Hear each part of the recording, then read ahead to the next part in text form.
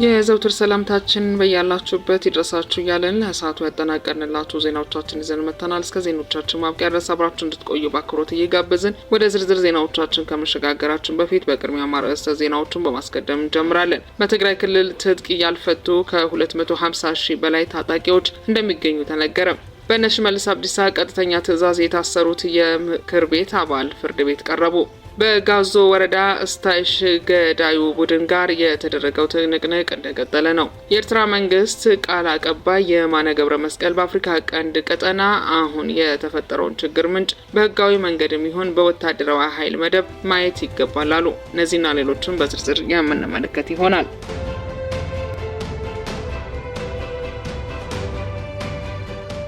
ቀዳሚ ወዳደረግነው ዜናችን ስናልፍ የሳተላይት ምስሎች ይፋ እንዳደረጉት የኤርትራ ጦር በትግራይ አዋሳኝ በዛላምበሳ አቅራቢያ ከፍተኛ ወታደራዊ ግንባታ አከናውኗል። ይህ በተለይም ካለፈው ዓመት ጥር ወር ከነበረው የኤርትራ ወታደራዊ ግንባታ አንጻር የአሁኑ ከ10 እጥፍ በላይ ማደጉ ነው የተጠቆመው።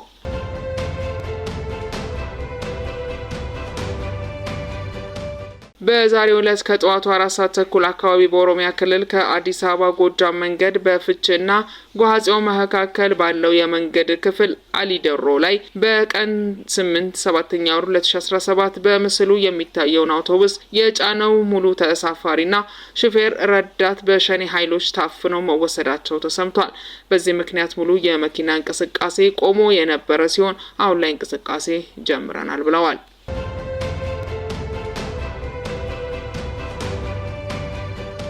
በትላንትናው ዕለት ከምሽቱ 3:53 የተከሰተው የመሬት መንቀጥቀጥ በመላው አዲስ አበባ፣ ደብረ ብርሃን፣ ደሴ፣ ኮምቦልቻ፣ ባንኮበር፣ በቆቦ፣ በሰቆጣ፣ በአዳማ፣ በከሚሴ፣ በአጣዬ፣ በሸዋሮቢትና በሌሎች አካባቢዎች ከባድ የተባለ የመሬት መንቀጥቀጥ የተከሰተ ሲሆን በሬክተር ስኬል 5.5 የተለካ የመሬት መንቀጥቀጥ እንዲሁም በድጋሚ ከሌሊቱ 6:23 በሬክተር ስኬል 4.8 የተለካ የመሬት መንቀጥቀጥ የተከሰተ ሲሆን በሸዋሮቢት ከተማና በአዲስ አበባ ኮዬ ፈጬ ኮንዶሚኒየም ቤቶች ላይ የመሰንጠቅ አደጋ አጋልጧል። በተመሳሳይ በአማራ ክልል በሰሜን ሸዋ ዞን በአንኮበር ወረዳ የአልዩ አምባ የመጀመሪያ ደረጃ ትምህርት ቤት ትላንት ምሽት በተከሰተ የመሬት መንቀጥቀጥ ጉዳት አስተናግዷል።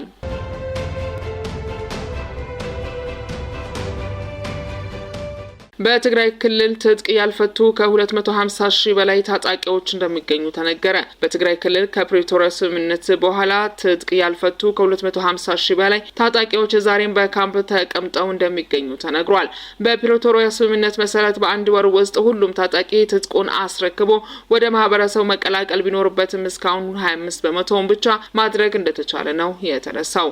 የጊዜያዊ አስተዳደሩ ፕሬዝዳንት አቶ ጌታቸው ረዳ ለዓለም አቀፍ ዲፕሎማት በእንግሊዝኛ በሰጡት ሀሳብ ላይ ግዙፍ ታጣቂ ኃይል በካምፕ ውስጥ የሚገኝ አንስተው ትጥቅ ለማስፈታት በሚሰራው ስራ ላይ በዶክተር ደብረጽዮን የሚመራው የህወሓት እጅ እክል ሆኖብናል ብለዋል። ፕሬዝዳንቱ አክለውም ከመድፍና ከታንክ ውጭ ያለው ሁሉንም ነፍስ ወከፍና ቡድን መሳሪያ እንደያዙ ተናግረዋል። ብሔራዊ ተሃድሶ ኮሚሽን በመልሶ ማቋቋም ዲዲአር ፕሮግራም በሺዎች የሚቆጠሩ ታጣቂዎች ወደ ህብረተሰቡ ቀላቅያለው ማለቱ ይታወሳል።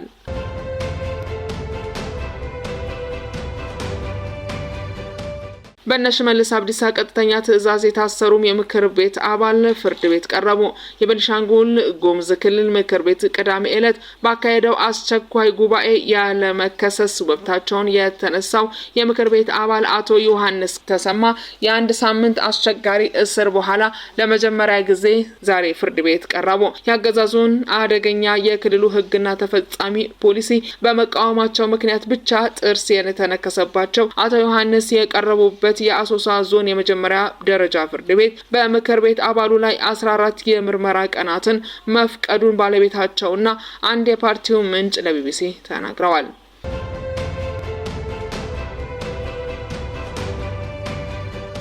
በጋዞ ወረዳ ስታይሽ ገዳዩ ቡድን ጋር የተደረገ ትንቅንቅ የአማራ ፋኖ ህዝባዊ ድርጅት ወሎ እዝ በዘመቻ ኮሎኔል ታደሰ እሸቴ ዛሬ የጋዞ ወረዳ ዋና መቀመጫ የሆነችውን ስታይሽ በመቆጣጠር የሰው በላውንና የባንዷን ቡድን ሲያራግፈው መዋሉን የእዙ ቃል አቀባይ ፋኖ ጌትዬ ገዛው ገልጸዋል። በሰሜን ወሎ የጋዞ ወረዳ ዋና መቀመጫ የሆነችውን ስታይሽን ይዞ ሲዝናና የነበረው የሰው በላና የባንዳ ቡድን የፋኖ ኃይል ይመጣል የሚል መረጃ ደርሶ ሲጠብቅ የነበረ የነበረው ከ3 ቀን በፊት ነው ይላል። አመጣጡን የቀየረው የፋኖ ኃይል ግን ዛሬ ሌሊት 6 ሰዓት እስከ ንጋት 12 ሰዓት ከተማ በመቆጣጠር በየምሽጉና በየቦታው ተበታትኖ ሲዝናና የነበረው የባንዳ ሰው በላ ቡድን አራኮታል ብሏል። ከፋኖ ጥይት ለማምለጥ በየምሽጉና በየባህር ዛፉ ተደብቆ የተገኘውን ሁሉ ከፋኖ ጥይት ሊተርፍ አለመቻሉንም አስታውቋል። የወረዳውን የአድማ ብተና የዘመቻ መሪ ነው የሚባለውንም ባንዳ መሃል አስፋልት ላይ እንዳይመለስ አድርገው እንዳጋደሙትም ፋኖ ጌትዬ ገልጸውታል። እሱ መሆኑን አገላብጦና አረጋግጦ የወጣው የፋኖ ኃይል የሄደበትን ተልእኮ ከጨረሰ በኋላ ወደ መጣበት በሰላም መመለሱንም አስታውቋል። ዘመቻው በጨለማ ከመካሄዱ ጋር በተያያዘም ቁጥሩ ምን ያህል እንደሆነ አይታወቅ እንጂ ጥምር ነኝ የሚለውን ገዳይ ስብስብ ከፍተኛ ኃይሉን ሙትና ቁስለኛ አድርገውና በህብረተሰቡ አረጋግተው መመለሳቸውንም ገልጸዋል።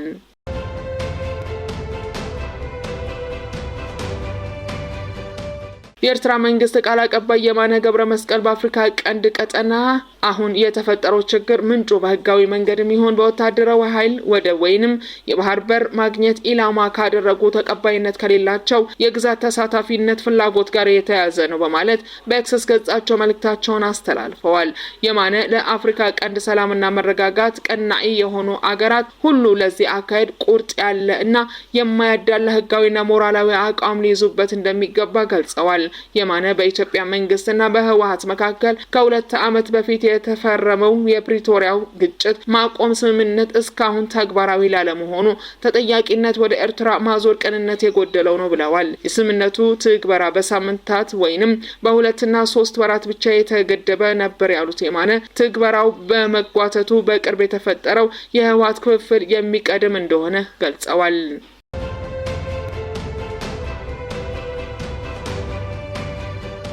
ዶክተር ደብረጽዮን ገብረ ሚካኤል የሚመሩት የህወሓት ቡድን አንዳንድ የፌዴራል መንግስት ባለስልጣናትና የጊዜው አስተዳደር ፕሬዝዳንት ጌታቸው ረዳ በተወሰኑ የትግራይ አስተዳደራዊ መዋቅሮች ህግ ለማስከበር የተደረጉ እንቅስቃሴዎችን በጠቅላላው በጊዜው አስተዳደሩ ላይ የተቃጡ እርምጃዎች አድርገው እያቀረቡ ይገኛሉ በማለት ዛሬ ባወጣው መግለጫ ወቅሷል። ቡድኑ የዚህ ውንጀላ ዓላማ ዓለም አቀፍ ህብረተሰብ በግጭት ማቆም ስምምነቱ መሰረታዊ ይዘቶች ላይ እንዳያተኩር አቅጣጫ ለመሳት ነው በማለት ከሷል። የትግራይ ተወላጆችን ከቀያቸው ባፈናቀሉ የታጠቁ ኃይሎች ላይ እስካሁን ተጠያቂነት አልሰፈንም ያለው ቡድኑ የትግራይን ወደ ፌዴራል ስርዓቱ ለማጠቃለል ምንም አይነት ሙከራ እንዳልተደረገና ትርጉም ያለው የመልሶ ማቋቋም ስራ እንዳልተሰራ ገልጿል። ቡድኑ የፌዴራል መንግስቱ ጋር እውነተኛ ፖለቲካ ውይይት እንዳልተጀመረና በፌዴራል መንግስቱ ቢተኝነት ሳቢያ ተጨባጭ ለውጥ እንዳልተመዘገበም ጠቅሷል። የውጭ ጉዳይ ሚኒስትር ጌዲዮን ጢሞቴዎስ የፕሪቶሪያ ስምምነት እንዳይተገበር አንድ የህወሓት አንጃ እንቅፋት ሆኗል በማለት ያቀረቡት ውንጀላ ሐሰት ነው ያለው ቡድኑ ማንንም የስምምነቱ ትግበራ ማስቆም አይችልም ብለዋል። ቡድኑ አያይዞም ህወሓት ለሁለት እንደተከፈለና አንድ አንጃ ችግር ፈጣሪ እንደሆነ አድርገው ጌዲዮንና ጌታቸው የሰጡትን መግለጫ አሳሳች ነው ብለውታል።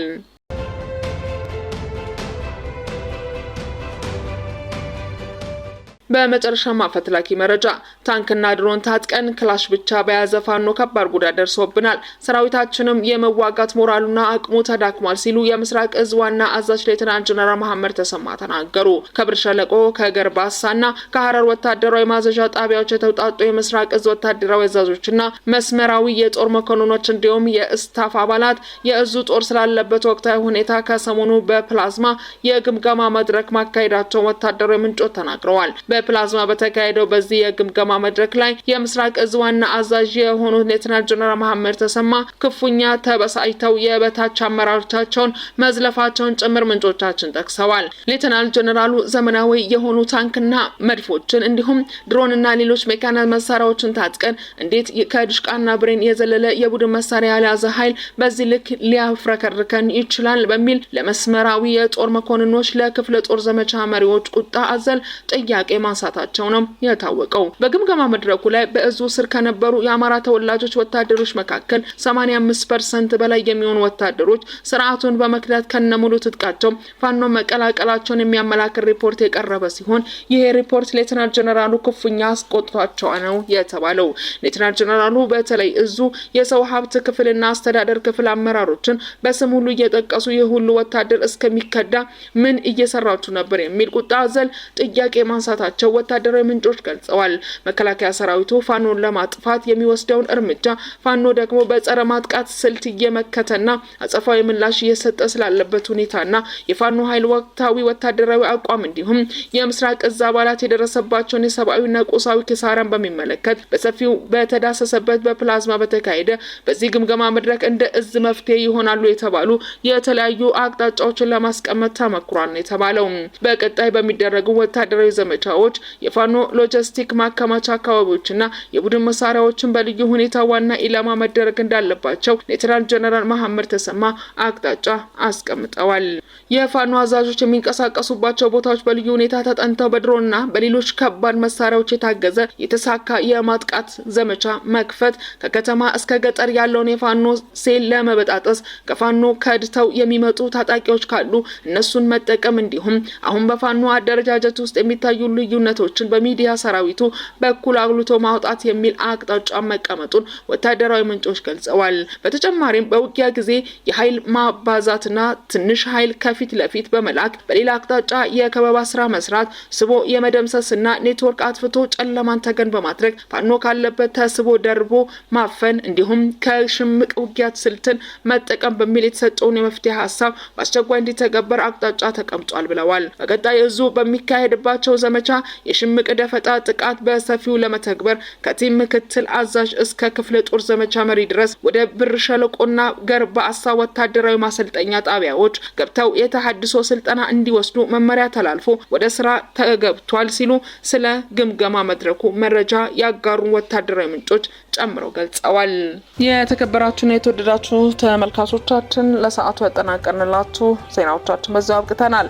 በሌላ ሰዓት በሌላ ርዕሰ ጉዳይ ደግመን እስከምንገናኝ ድረስ መልካም ጊዜ መልካም ቆይታ እንዲሆንላችሁ ተመኘን።